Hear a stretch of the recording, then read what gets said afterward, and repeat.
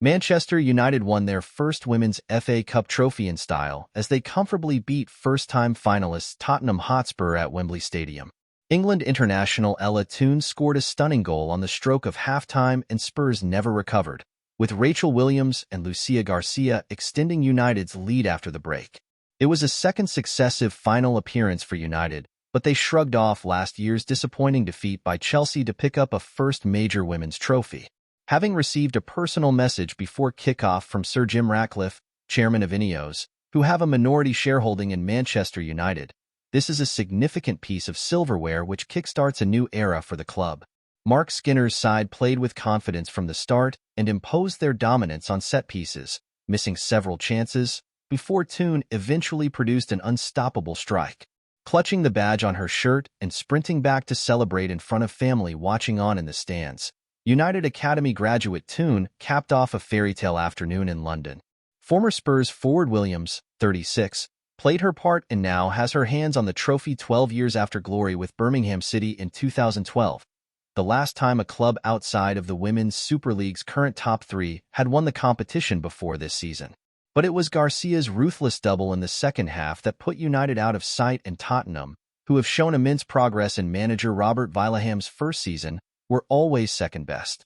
It was a disappointing display from Spurs, who beat Manchester City and Leicester City en route to the final, but their appearance at Wembley was a statement of intent for their future ambitions. Victory repays Skinner's bold selections. Pressure has been building on Skinner with United falling to fifth in the league, having finished runners-up last season. Inconsistency and a disappointing record against the top sides has led to fan discontent, with supporters calling for his sacking with banners at games throughout the year. With his contract expiring this summer and no news yet on whether he will extend, this was a final that repaid Skinner's bold decisions. Choosing to start Williams ahead of informed striker Nikita Paris raised eyebrows, but she was a constant threat, causing problems for Tottenham on set pieces, and should have scored before Toone's opener. When United eventually did get on the scoresheet, it felt like only a matter of time before they would add to their tally. Tottenham's best chance fell to captain Bethany England in the second half when her header crashed off the crossbar, but it was too late.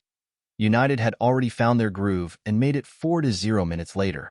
Goalkeeper Becky Spencer was at fault for Garcia's first as she played it straight to the Spaniard to fire into an empty net. The United forward was then teed up by Lisa Nalsund in the box for her second, as Spurs buckled under United's relentless pressure. At the end of a roller coaster campaign, this victory gives fans much-needed joy, and for Skinner personally, he has finally left behind the heartache of losing two FA Cup finals previously, with United and Birmingham City.